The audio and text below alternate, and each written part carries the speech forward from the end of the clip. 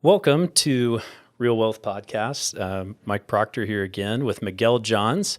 He is the founder of Moment and has been in business for more than a moment. Yep. He is a king of innovation and reinventing the business model that he does. He's been doing that over and over with some amazing mentors around him and D1 college football player. Yep, way back in the day. Yep. And a new father. Correct. And, we've tried this maybe one other time and you're like, I didn't get any sleep or I don't know what the deal was, but you weren't able to make it. So, but we're doing it today. And this is so good to have you back on here to get a good recording for you. Yes. Thank you for having me. Awesome. Well, Miguel, why don't you just start off telling a little bit about, what your journey to this point has been, and because I know that you've gone through seasons where you're just like working yourself to the bone, Yep. and I don't know if you're still there today, but I know you also have some exciting news Sometimes, yeah. as well of how that's been paying off. Yeah, for sure. So, just in regards to the company today, we just launched a new platform this week on Monday, which I was very excited about. It's been a long time coming. This is the first technology we've launched in 3 years. So very, very excited to get that out. And of course, you may not be able to feel my excitement as much because as we mentioned, I'm a new father. So my sleep is a lot less than it used to be, which I'm fine with, but adjusting on the fly. But to get here, it's been up, down, sideways, this way, that way, hard times, lots of hard times. Times where we just had to rely on blind faith. But throughout the whole process, learning, growing, developing as a person, developing as an entrepreneur, and I wouldn't trade any of it for anything. And luckily for me, I believe this is a major aspect when it comes to entrepreneurs sticking with anything, is just the mindset going into it. When I started entrepreneurship back when I was 22 years old, I just turned 30 this week, so it seems like a long time ago for me. Thank you. But when I started it, I went into it with the mindset that I'm most likely going to be failing a lot for the next 10 years. And if I can be okay with that and learn from every single failure, then at the end of that time, I might be able to do something that's successful. So I adopted that mindset. And of course, it's easier said than done. You get into it and you question all the time, is this really worth it? Why do I keep doing this to myself? But again, when I reflect back onto it, it's so fulfilling. And the person I've become over time is much different than the person I was. And I hope that continues for the rest of my life. That's incredible. And I love the mindset of you're like, okay, I'm not looking at this as from today to tomorrow, but 10-year time horizon. And then beyond that, what's that setting me up for? We also had discussed before, this is not a becoming an overnight success. It's a 6 years in the making success of launching Moment. Why don't you tell us a little bit about what Moment is, and then we can work back from there on how you got to where you're at. Yeah, definitely. So Moment is a platform that helps healthcare organizations capture their patient stories and transform them into digital marketing content, and specifically social media content. And so what happened was we started out in the diabetes space. My first company was called KingFit. And at KingFit, we built diabetes education apps, really based on taking long-form content in the form of books by the American Diabetes Association and turning them into bite-sized videos that we would then deliver via mobile app to people newly diagnosed with diabetes. And through that experience, we learned lots of things. I could talk for 10 hours about all the lessons that we learned as a first-time health tech startup. But one of the biggest things that we learned was what's known in the healthcare space as the engagement problem. And put simply, that means no matter what kind of innovations are created, whether it's the KingFit app that we made, whether it's a new artificial pancreas or this program over here put together by the CDC, whatever it is, none of that matters if people don't actually participate in it. And a big problem that lots of healthcare organizations run into, pretty much the whole industry, is we can't get people to participate in the programs that get results. And that's obvious as you look at the American culture today. Obesity is at an all-time high. Diabetes is at an all-time high. Heart disease is one of the top killers for our country. But there's this big gap in all the new fancy inventions that are created in actually reaching the patient and inspiring them enough to take action. And we realized that firsthand in our KingFit experience because we'd create an app and we even made the versions of the app where other diabetes programs could use it as well. And I'd sit back and get all excited after closing a deal because I think, as an entrepreneur, great, I just made the sale and now all the users are going to start coming in because this customer over here is just going to get their whole patient population on board. And I'd sit there and wait and wait and wait, and the patients would never get on board. And so I really dove into that and discovered that these companies in the healthcare space are just really bad at getting their patients to do stuff.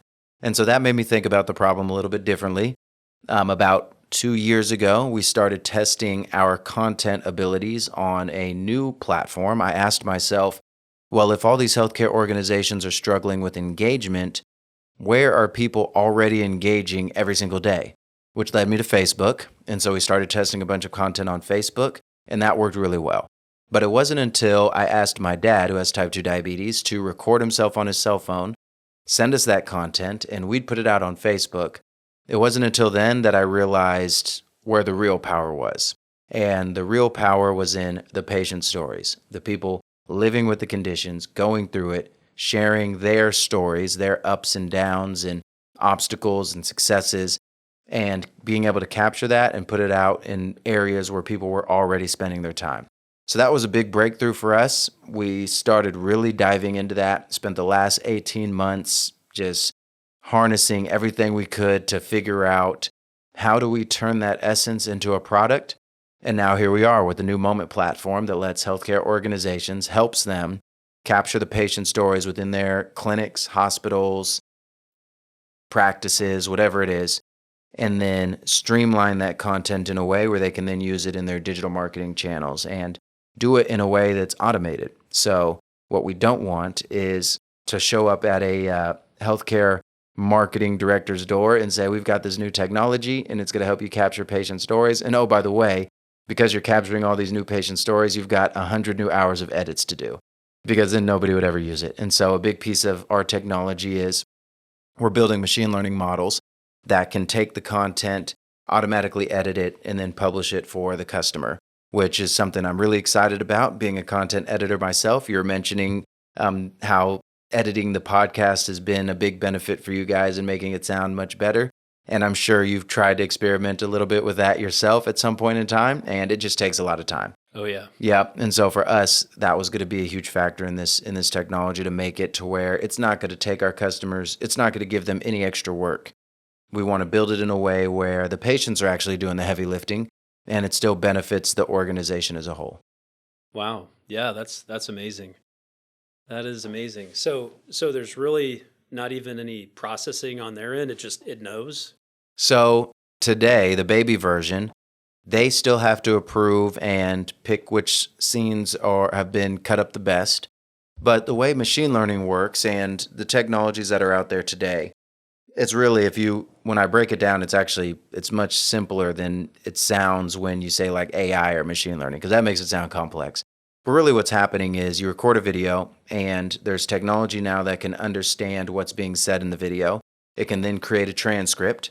And then within that transcript, it can break it into sections. And so that might be 2 sentences, 3 sentences, 5 sentences. That's where the training piece comes in. And machine learning works by before and afters. So we have to go through and manually edit a lot of content and have a before and after version for the machine learning to get better over time. So we create a basic machine learning model, and a lot of the algorithms are already out there because companies like Google and Amazon and those types of companies are the ones really inventing the models. And they invent them in a way where companies like ours can then build on top of them and train them to do specific things. And so we leverage some of those models, and we're able to have a whole bunch of unedited content, and we can show it the unedited content. Then we can cut it up manually and show it the cut up content, and it can somehow understand the difference between the two and how to best get the latter, the version that's already cut up, and do it on its own. And the way it does that is take the video, turn it into a transcript, cut at the transcript level, and then take it back to the video level and splice it that way. So, yeah. Simple. It's so simple. Yeah, I know how it works in a general sense. I don't know how they create these algorithms or how the algorithms, quote unquote, learn. But that is kind of the layman's terms of how machine learning is going on today. Right. So the term artificial intelligence, it for me, that's simple from a standpoint of you teach the computer to learn like people learn, essentially. Yeah. But obviously there's a lot more to it between here and there. And that's really neat that you've been able to harness that and leverage it for your new platform that you launched Monday, despite the sleep deprivation. I think that had a big factor to do with this big impact on the sleep deprivation. Is I was testing it all weekend. You had 2 babies. 2 babies, yes. 2 babies in the house right now. Well, that's awesome.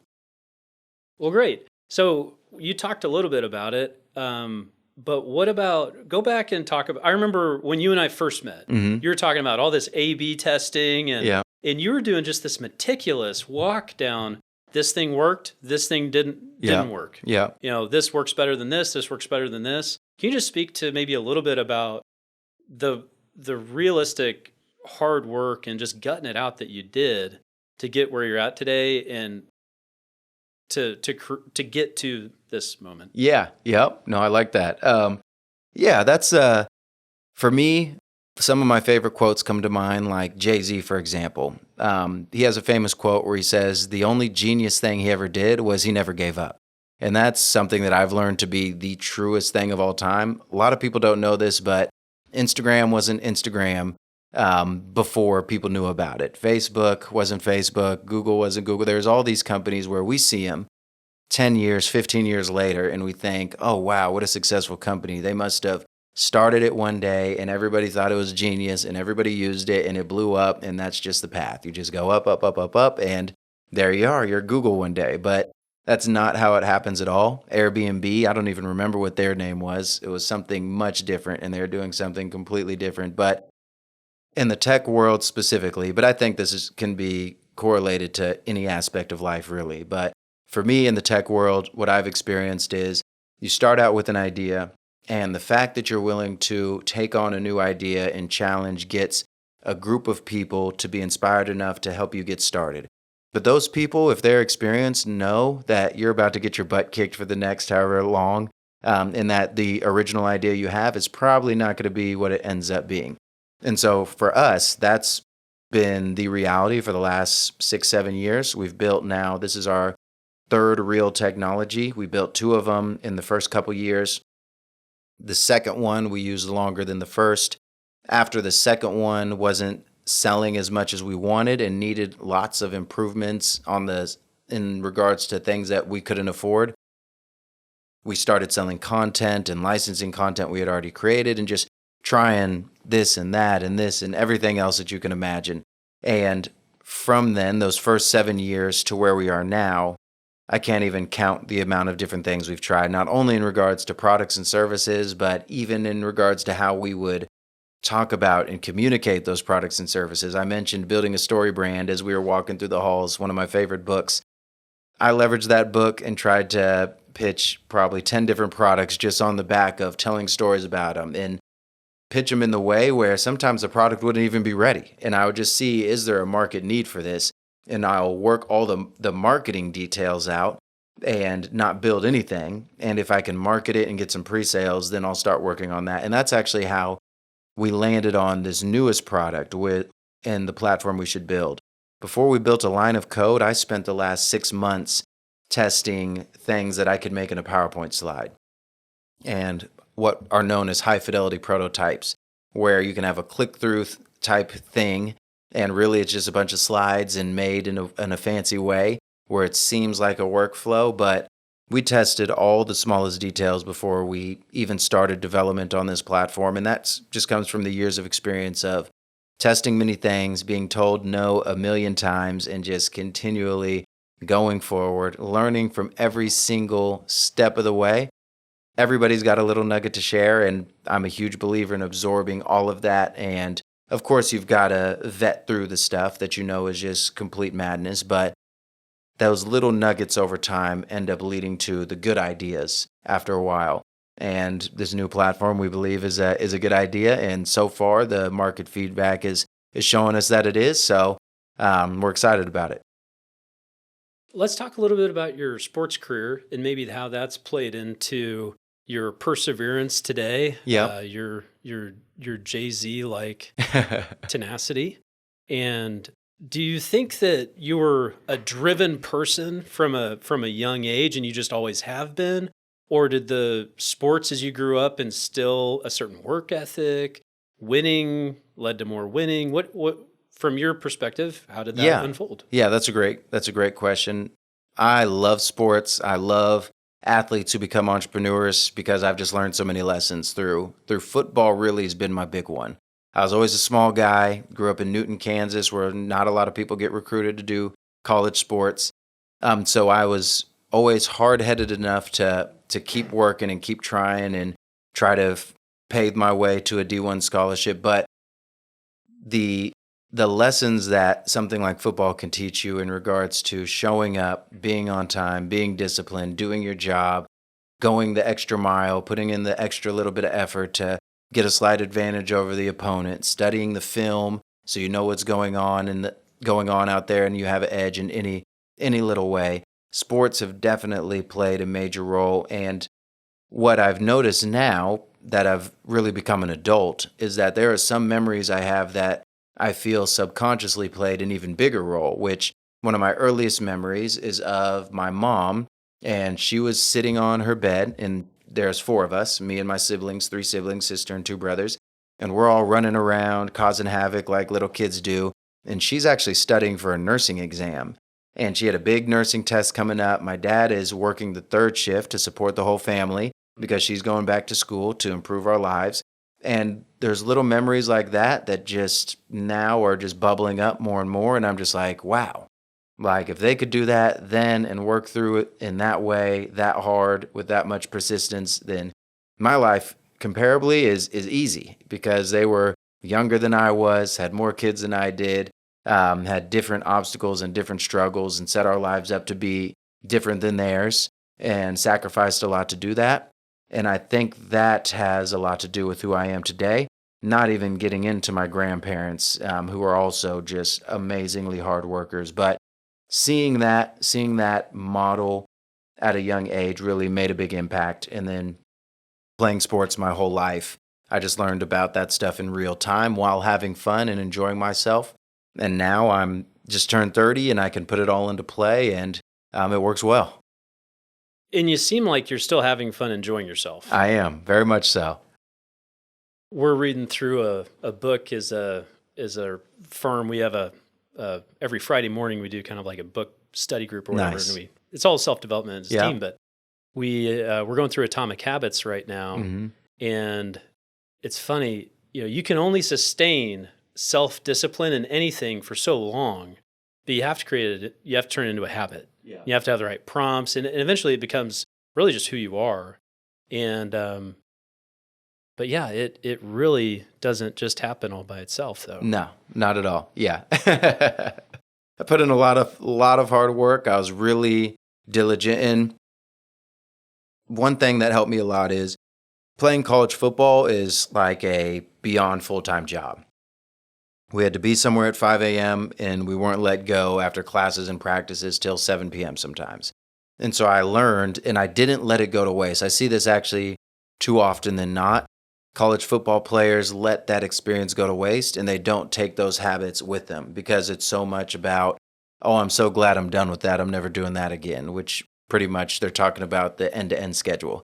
For me, it was easy to go from going to the weight room at 5 a.m., which I still often do in the mornings, but going from there to study hall, to stretching, to class, to pre-practice, to practice, to film, those types of things, I was able to just swap out. And so then I'd say, okay, well, I still want to do the gym thing, but now I'm going to study entrepreneurship in this block where normally I'd have to go to study hall, or normally when I'd have to go to class, maybe I'll go work at the job that supports my bills for now. And then once I'm done with that, instead of studying film on football, I'm going to study film on different entrepreneurs. And there's just some swap outs that I could do. And carrying that momentum has helped me get to where I am today, which is I've got a very consistent schedule. Of course, the newborn's thrown that off a bit, but it's getting back to what it was. Kids will get in the way every time.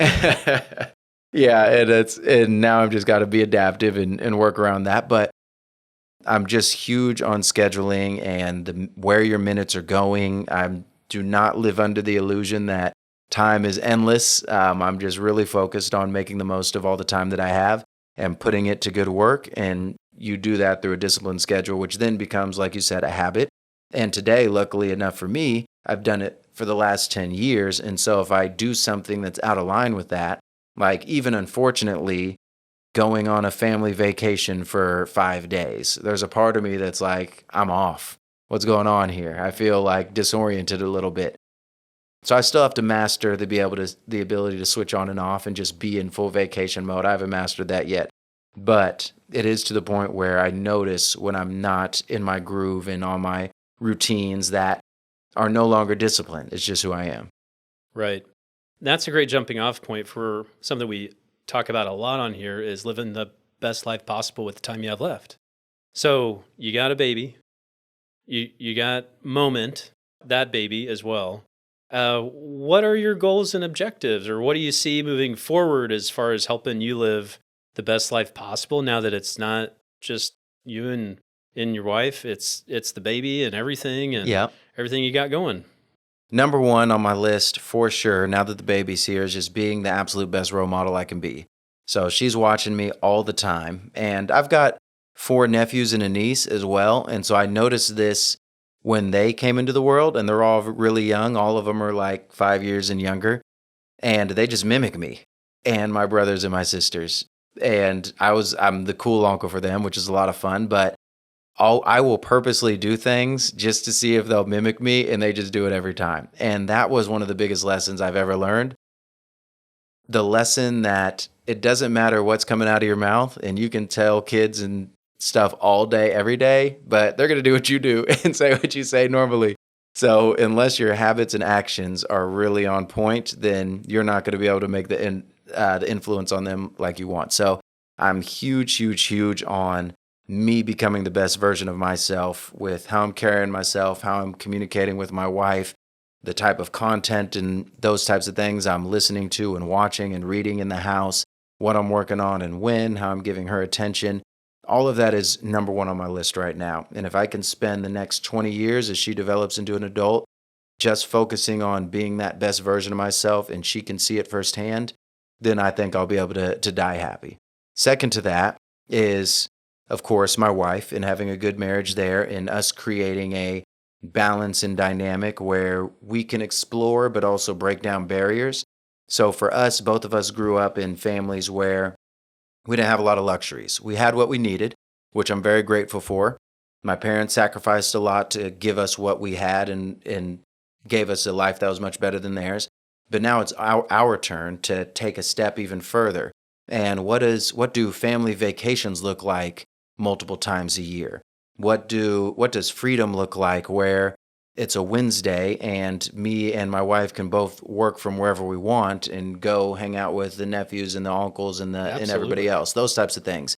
So that's something I'm really focused on with my wife, and we're figuring all that out. And a part of that, like your business here, is just financial literacy. How do you manage money well? That's something that's new to our families for our generation. Our generation is much better at it than generations before ours in our family specifically. And we're hoping to now lead the way and create a new standard. So my daughters and my nephews and my niece can do it even better than us in the future. But then third, of course, is Moment. And as an entrepreneur, I feel like the time is now for me to put out that first real product that gets real traction, hits the $1 million in annual revenue in a 12-month time type deal. That's the type of focus I'm at with the business, and just getting there and doing it the right way with everything I've learned over the past It's many lessons. You come in as a first-time entrepreneur in the tech space specifically. I know there's other businesses that are a little bit different and they work in different ways, but in the technology space, there's almost no entrepreneur that gets those first couple products right. It takes that time to see what it's like to even put a tech product out there, see what feedback and iteration processes are like, understand how to build technology efficiently that still works and is valuable for the customers. And we've been through those lessons, and now we're applying them to this new product, and I am just feeling good about it. I'm feeling like I've learned a lot, and I'm applying it, and I still have a lot to learn. I know that. But this is the product where I really feel is our first breakthrough that's going to make a difference in the healthcare industry. When you're talking, something that was coming to mind is I'm like, what I'm hearing him say is his most valuable product is literally built off of a ton of failure. Yes. I mean, you're applying all of your failing forward to all of it to make the most valuable product you've ever made. Yes, correct. And it's so easy to get discouraged. Well, it's almost impossible not to get discouraged. Yes. Oh, yes. I've been discouraged many, many times. That many roadblocks. But it's amazing how that's such a neat picture of redeeming failure into something that's going to add life and value to people all over the place through healthcare, through increasing quality of life, better medical care, better connection probably with their doctor as well. Yep. And all of it came out of, really, the turning point was passion when you realized your dad's story was able to breathe life into technology in a way that hadn't been done in the same way. Yeah. I'm really glad you brought that up because, again, I can't hit on it enough. The failures, the discouragement, the downs, it's all there. I've been there many, many times. There's been multiple nights, more than I can count, where I was probably a couple minutes in that mindset and I would have just packed it all up. Of course, I probably would have woke up the next morning and been like, all right, I'm going to get to work, whatever. But there have been many times. I don't want entrepreneurs to feel like they're not cut out for it because they have a night where all is lost. Because I've had many all is lost nights. I can't even tell you. It's been a lot. But I recognize those now as part of the process. So when I have an all is lost night now, which they still happen, don't get me wrong, I still have those nights. I recognize it. This will pass. Yep, I'm down in the dumps. I'm not feeling it. Stuff's not going my way this week. A customer who was supposed to get started on Monday hasn't contacted me yet, and it's Friday. And then I go through the whole mental waves of all that good stuff. I draw myself back to my models, which are, this is happening. This is the process. You've been here before. This wave's going to pass. And then by the next Monday, oh, that customer hits me up and here's why I didn't contact you. And oh, by the way, I want to double the order type deal. So you never know what's happening behind the scenes, what's unfolding for you. As long as you're working towards it, good things start to align for you. And you just got to be open-minded to it. You got to embrace the suck, as they say in the workout world. Embrace the suck. Exercise is a great teacher, just like sports. You don't get any gains without the pain. It's just the way it is. One thing that's really stuck with me, I had a friend, Maria. She says, things happen for you. And I really love that saying. Nice. Even when it doesn't look great, Mm-hmm. it happens for you. Yeah. Not to you. Yes. I love that. There's actually Maria Little. Yeah. Great person. Very inspiring as well, and what they're doing over there with Matt and Richard, and love that stuff. But there's this short story about this farmer, and it's called The Story of Maybe. And I always go back to the story of maybe, which is the same thing as things happen for you. And he's a farmer, and he's got these horses. He actually has 2 horses, and they get out one day, and all the neighbors come around, and they're like, oh, your horses got out. That's such terrible news. What are you going to do? And he just replies with, maybe. And then the next day, the horses come back with 7 new horses, all wild horses that come back to his farm. And they're like, the neighbor people come around, and they're like, oh, this is so great. You got all these new horses. This is amazing. And he replies with, maybe. Well, then his son gets out there and rides one of the new horses and breaks his leg. And the neighbors come around, and they're like, oh, my goodness, such terrible news. He broke his leg. And he says, maybe. The next day, the general of the army comes around recruiting for the war, and his son can't go because his leg is broken. And everybody's like, oh, what great news. He can't go to the war. And the farmer's like, maybe. And that's pretty much the gist of the story. We don't know good things, bad things on the surface. We just have no idea until stuff really unfolds. And you're exactly right. What I've learned is slowly over time, all the tough times, all the things I wanted to happen but didn't happen, the obstacles, the customers we lost, the investor opportunities that fell through, I wouldn't be here today without all of them. And they definitely seem like they're all working in our favor to mold us through the difficulties, to sharpen our minds, to help us learn through the lessons. And like I said, now we've got a platform that we are really confident in and feeling good about. And it's the baby version. I can't wait till version 5.0, but right now we've got this baby version and it's already showing great promise. Awesome. So telling stories is one version of maybe mentorship in a distant way, but in college, I grew up in an organization more or less called the Navigators, and they're huge on discipleship of one-on-one life and learning very intentionally from one another. And I understand you've had some mentors around you that have had some business success. Could you speak a little bit to maybe how they've impacted you and in ways they've been able to add value? Because I think one of the ways that entrepreneurs, when they're trying to start something or somebody gets an idea and they want to start it, they might be afraid to ask for help or to go seek out a great mentor or team of mentors or advisors. But the more wisdom you can get on your team, the more it's going to help you. So could you speak to some of the ways that your mentors have helped you out and benefited you as you've come across them or somehow got plugged in? I'm a huge believer that everybody's got some nuggets of wisdom in some sort of way. So I like to learn from everybody first off. I feel there's lessons in everybody's experience. But I have had a handful of advisors who have been absolutely key in the process, and really two who have stuck their necks out more than anybody I could ever imagine. And now, of course, in my life, I feel like I'm going to have to do the same for somebody much younger than me one day down the road. And I look forward to that because it was done for me. And these two advisors / mentors are different styles. One of them is now turned into almost like a grandfather figure for me and teaches me through life lessons and experiences, and never just comes out and says the answer to my problem, but will tell a story and let me kind of get the nuggets I need to get from that. And that's been absolutely amazing. And that type of wisdom is only earned over long periods of time. And so for me to get it firsthand in one-on-one meetings that start out talking about one business problem, but end up going into multiple different experiences that I didn't even know I needed that day, that's been amazing. And that individual has been on your show before, so I won't say any names, but people can find him right there on your podcast. The other mentor I've had has been more of my what I would consider more similar to like my college football coaches, which is my just hard butt kicking, that's a terrible idea, what are you thinking, that will never work type mentor, which I think is also absolutely necessary.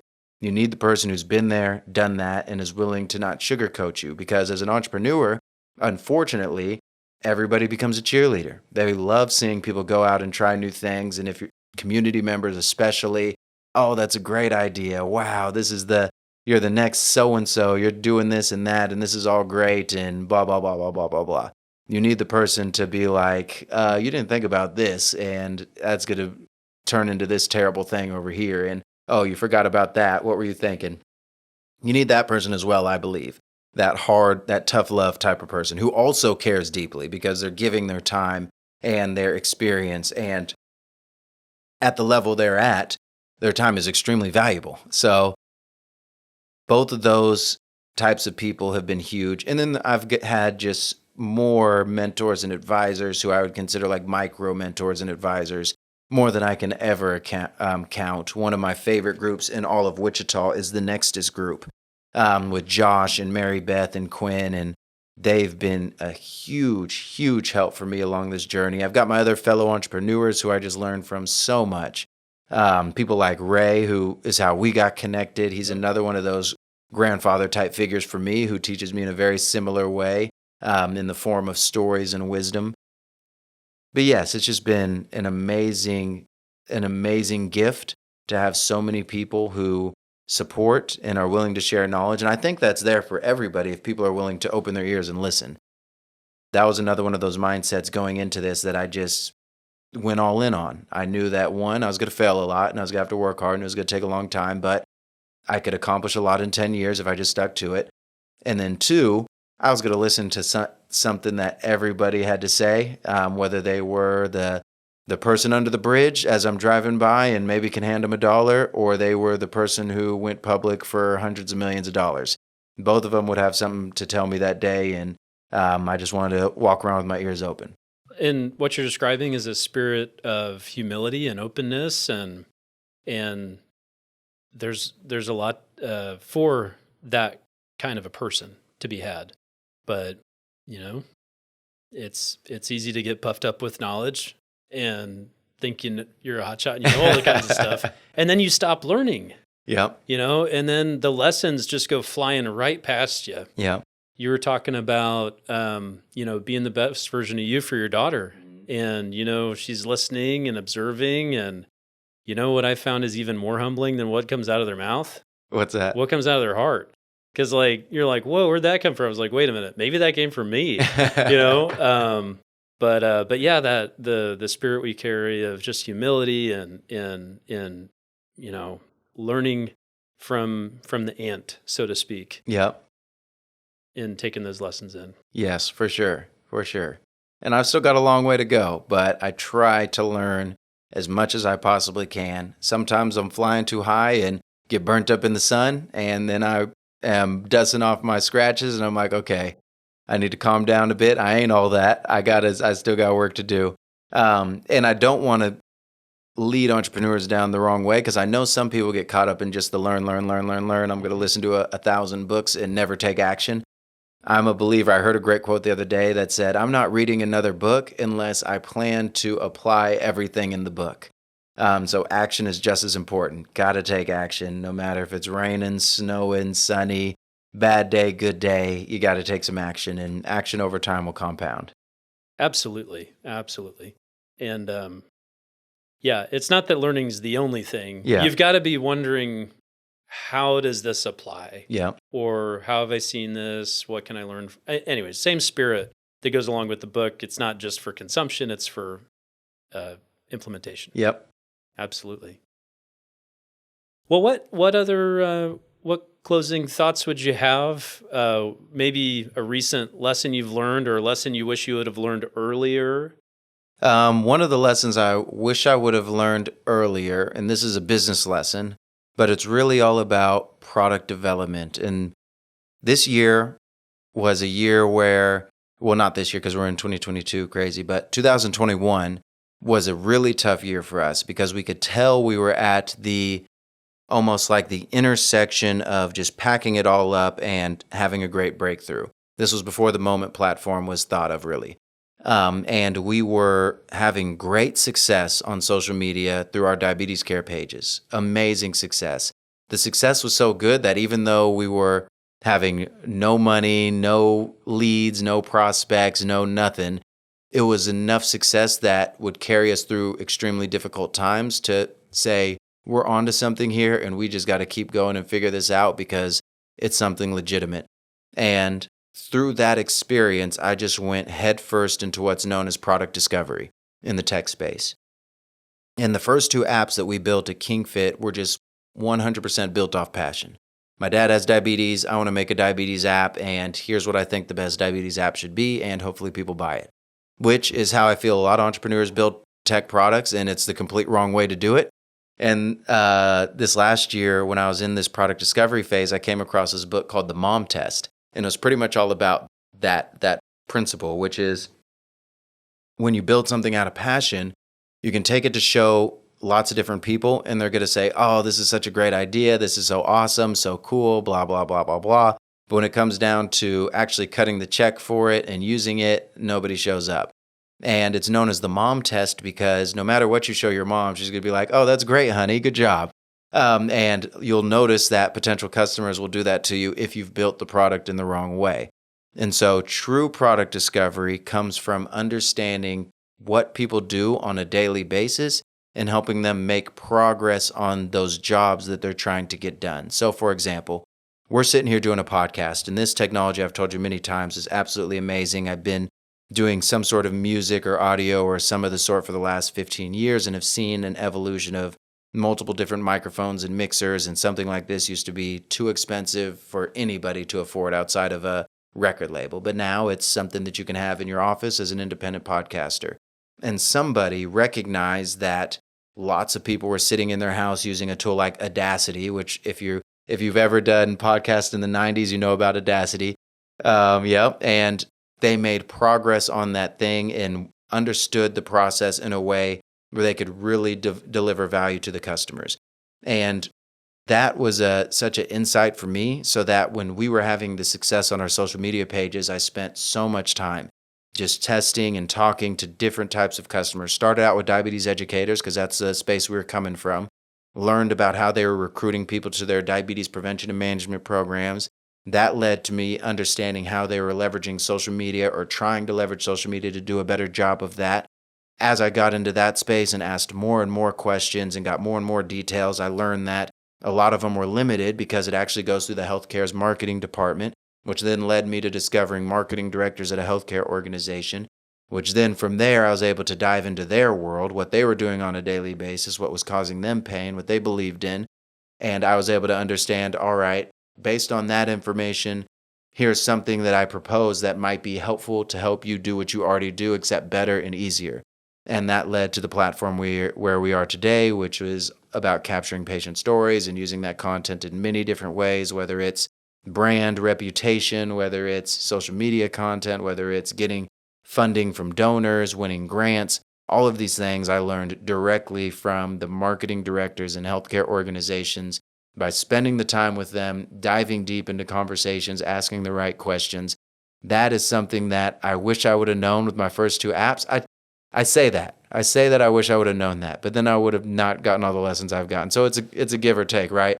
I would have been already madly successful by now if I knew all this information back then, but there would have still had to have been a learning process before that. But that's been the biggest insight for me.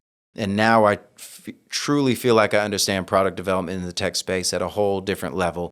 But it was only because we were in desperation mode. It was like, we've got to figure out how to turn these social pages into a product that's valuable for customers, or else we're toast. We're all going back to get real jobs, and that's going to be the way of it. So out of desperation, out of taking all the lessons from the past and just learning the right things at the right time, we were able to come out the other side, create a product that is now actually valuable to a specific type of customer in the healthcare space.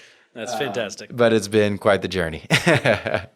We got an office out in Pagosa Springs, and some of the most difficult trails, you wind up at the most beautiful places. Yes, indeed. Well, Miguel, why don't you share, I guess, whatever information people might need or want to get in touch with you real quick? And yeah, definitely. So Miguel Johns, you can find me on Instagram, LinkedIn. You can email me at miguel@joinmoment, that's MMNT.com. But I'm always available. I'm here. I love collaborating, love hopping on shows like this. If you're an entrepreneur or somebody who's interested in entrepreneurship, I'd love to talk. I've had people mentor me, and I want to pay it forward for sure. Awesome. Well, thanks for coming on to Real Wealth Podcast. Here again with Miguel Johns and your host, Mike Proctor. We help clients live the best life possible at the time they have left and make wise financial decisions. Thanks, Mike.